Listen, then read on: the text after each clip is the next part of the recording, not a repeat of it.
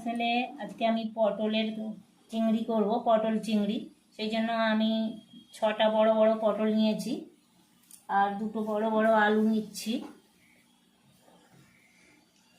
Tomato নিয়েছি একটা, 2টো বড় পেঁয়াজ নিয়েছি আর নিয়েছি চিংড়ি মাছ। যেহেতু করেছি চিংড়ি মাছ আমাদের পুকুর থেকে একদম টাটকা থোড়া চিংড়ি নিয়ে এসে আমি পরিষ্কার করে নুন মাখিয়ে দিয়েছি। আর ফোড়নের জন্য নিয়েছি জিরে 1 চামচ, শুকনো লঙ্কা একটা, তেজপাতা একটা, লবঙ্গ 2টো, দারচিনি একটা আর এলাচ, আর নিয়েছি চিনি 1 চামচ। এরপরে মশলা নিয়েছি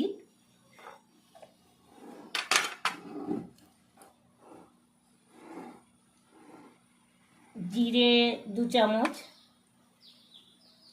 আদা বাটা 2 চামচ, হলুদ এই ছোট চামচের 2 চামচ, এরই মাপে লঙ্কাও নিয়েছি 2 চামচ, আর কাশ্মীরি লঙ্কা নিয়েছি 2 চামচ, আর নুন নিয়েছি 4 চামচ, এই ছোট চামচের 4 চামচ। রসুন নিয়েছি 8 কোয়া আর সর্ষের তেল।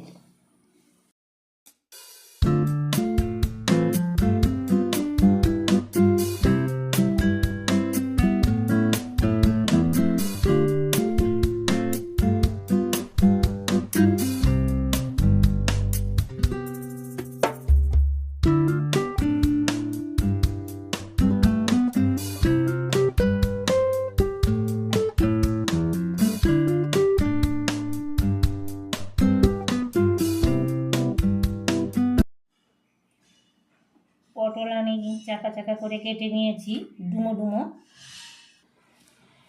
আলুটা ডুমো ডুমো করে কেটে নিয়েছি, পেঁয়াজটাও কুচি কুচি করে কেটে নিয়েছি, আর টমেটো সরু সরু করে কেটে নিয়েছি। সব আমার কাটা হয়ে গেছে, এবার রান্না করতে যাব। প্রথমে আমি গ্যাসটাকে জ্বেলে নিচ্ছি।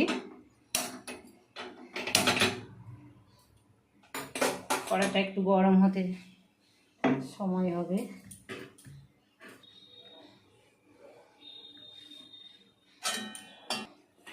আমি খানিকটা তেল দিচ্ছি পটল ভাজার জন্য, 2-3 চামচ দেব। পটলটা একটু ভালো করে ভাজতে হবে। আমি 3 চামচের মতো তেল দিলাম, সর্ষের তেল দিয়েছি, দিয়ে এর মধ্যে পটলটা তুলে দেবো।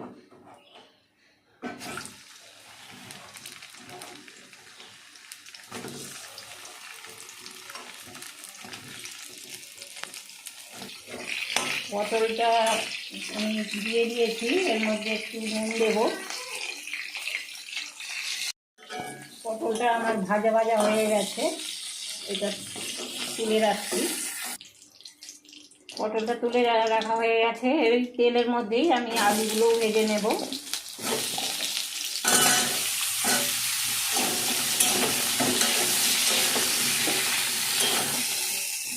আলুটাও ভাজা ভাজা হয়ে গেছে, আমি তুলে নিচ্ছি। এই কড়াতেই তেল আছে, এর মধ্যেই আমি চিংড়ি মাছগুলো ভেজে নিচ্ছি।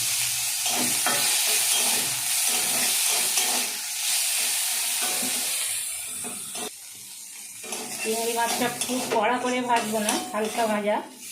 হালকা ভাজা আমার হয়ে গেছে, আমিও এটাকেও তুলে নিচ্ছি। এরপরে আমি 1 চামচের মতো খালি সর্ষের তেল দিচ্ছি, দিয়ে জিরেটা দিয়ে দিচ্ছি ফোড়নের জন্য, শুকনো লঙ্কা, এলাচ, দারচিনি আর লবঙ্গ আর তেজপাতা দিয়ে একটু নেড়ে নেব।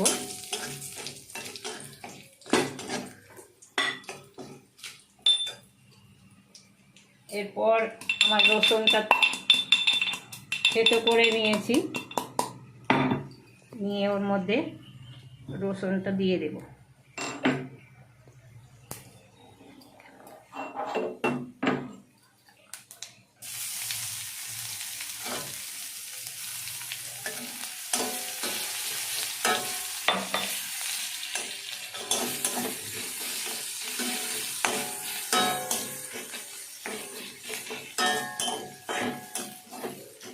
রসুনটা একটু লাল লাল করে নেব। এরপর আমি পেঁয়াজ দেব, কুচনো পেঁয়াজ ছিল সেটা দিয়ে দিচ্ছি। পেঁয়াজটা এবার একটু লাল করে ভাজবো। পেঁয়াজটা ভাজা ভাজা হয়ে গেছে, এর মধ্যে আমি এবারে টমেটো কুচনোটা ছিল সেটা দিয়ে দেব, আর একটু নুন দেব। এই 2 চামচের মতো এখন দিচ্ছি, আবার পরে দেবো।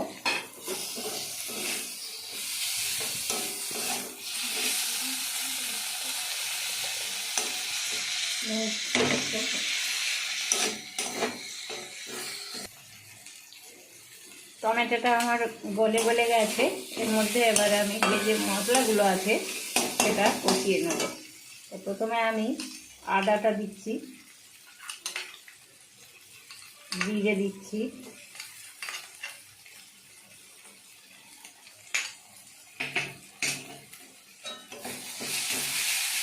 দিয়ে নেড়ে নিচ্ছি।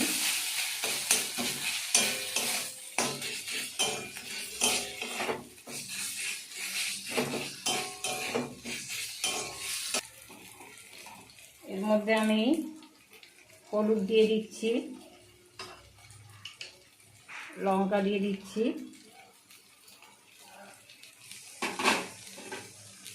একটু কাশ্মীরি লঙ্কাও দিয়ে দিচ্ছি, দিয়ে আর একটু কষিয়ে নেব। ঝিমে আঁচে কষিয়ে নেব, খুব বেশি জাল দিলে মশলা পুড়ে যাবে, সেই জন্য। এর মধ্যে একটু আমি মশলার জল যে বেটেছিলাম তার থেকে একটু দিচ্ছি, দিয়ে খুব সুন্দর রং আসছে।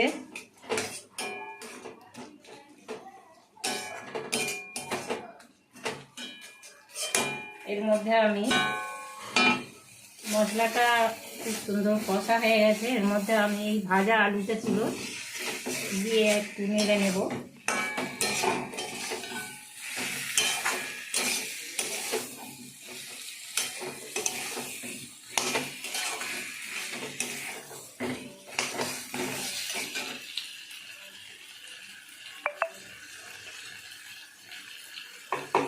এরপরে আমি জল দিয়ে দেব।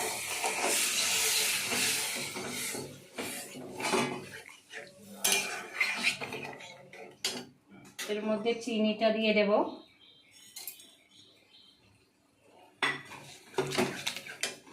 নুনটাও দিয়ে দেব,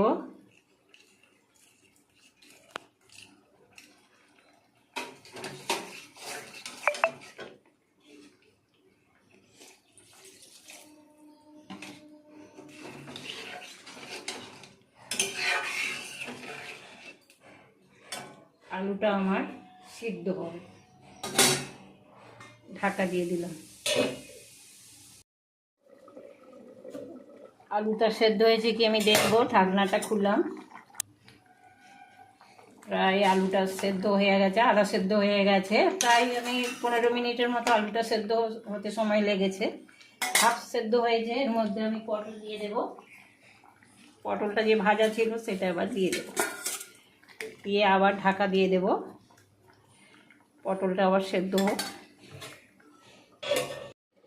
ঢাকনা খুলে দেখি,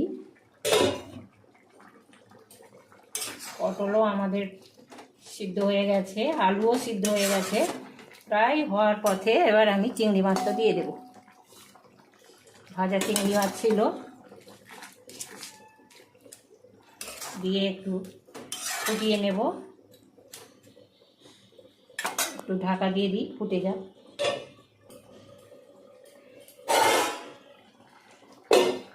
হয়ে গেছে, একদম মাখা মাখা আমাদের পটল চিংড়ি।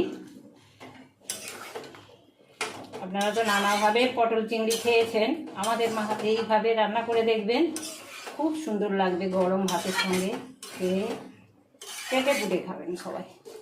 হয়ে গেছে আমার পটল চিংড়ি, আমি গ্যাসটা অফ করে দিচ্ছি।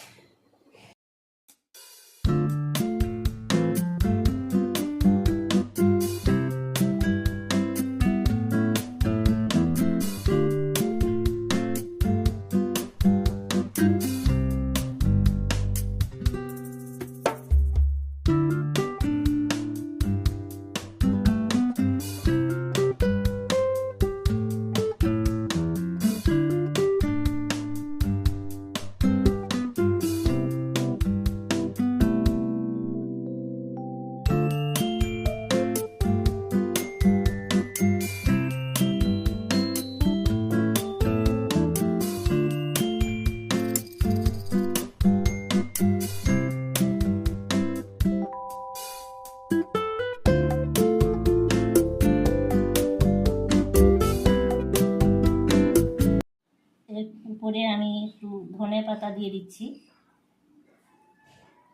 সুন্দর স্বাদ হবে।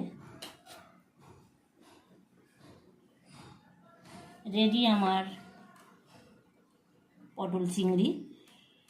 এটা গরম গরম ভাতের সঙ্গে খাবেন, সবাই হাত চেটে পুটে খাবেন। এই রেসিপিটা যদি ভালো লাগে আপনারা সবাই আমাকে শেয়ার করবেন, লাইক করবেন এবং সাবস্ক্রাইব করবেন। ধন্যবাদ।